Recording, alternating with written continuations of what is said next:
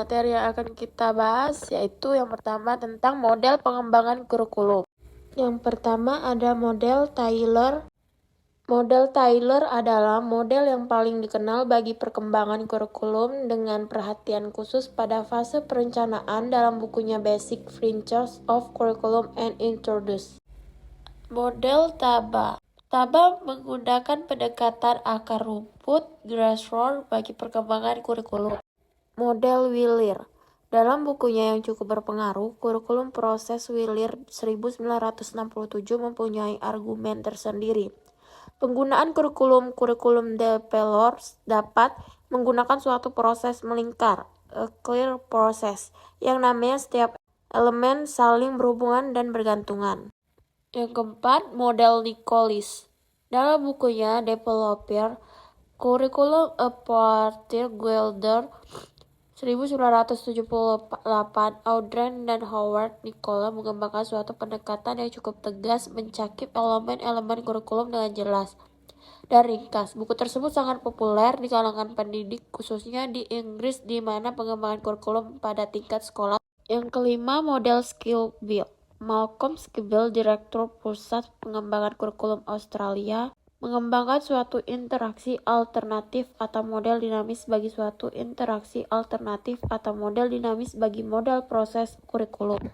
Adapun materi yang tentang model pengembangan kurikulum itu ada model administrasi, model pendekatan grassroots, model demonstrasi, model Beckham, model Ronger, model pemecahan masalah, dan Taba inverted model.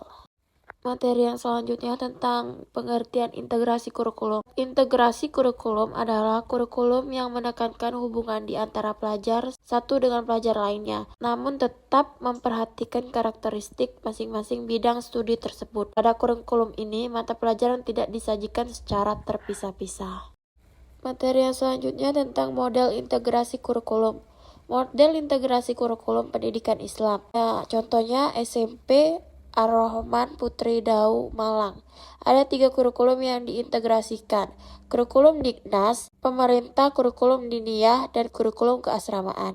Yang kedua, integrasi untuk kurikulum Dignas menggunakan pendidikan berbasis tauhid, yaitu mengintegrasikan nilai-nilai yang ada di dalam Al-Quran dan Sunnah atau hadis ke dalam RPP dan silabus. Contoh selanjutnya MTS Darun Najah Karangplos Malang. Yang satu, mengintegrasikan pendidikan salafiyah berbasis kitab kuning dengan pendidikan nasional formal dan juga pondok pesantren. Yang kedua, RPP mata pelajaran umum diintegrasikan dengan Al-Quran dan hadis yang berkaitan dengan materi pelajaran yang diajarkan. Yang ketiga, penilaian berdasarkan akhlak siswa dan santri. Definisi struktur kurikulum.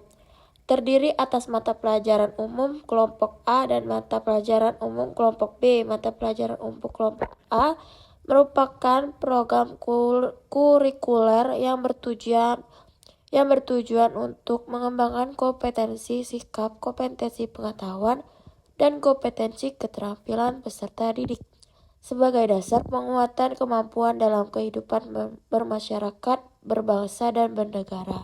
Materi yang selanjutnya, struktur kurikulum.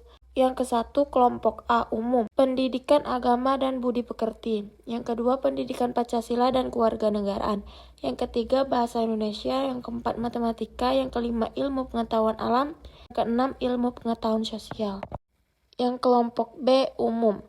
Yang ke-1, seni budaya dan prakarya. Yang kedua, pendidikan jasmani, olahraga, dan kesehatan.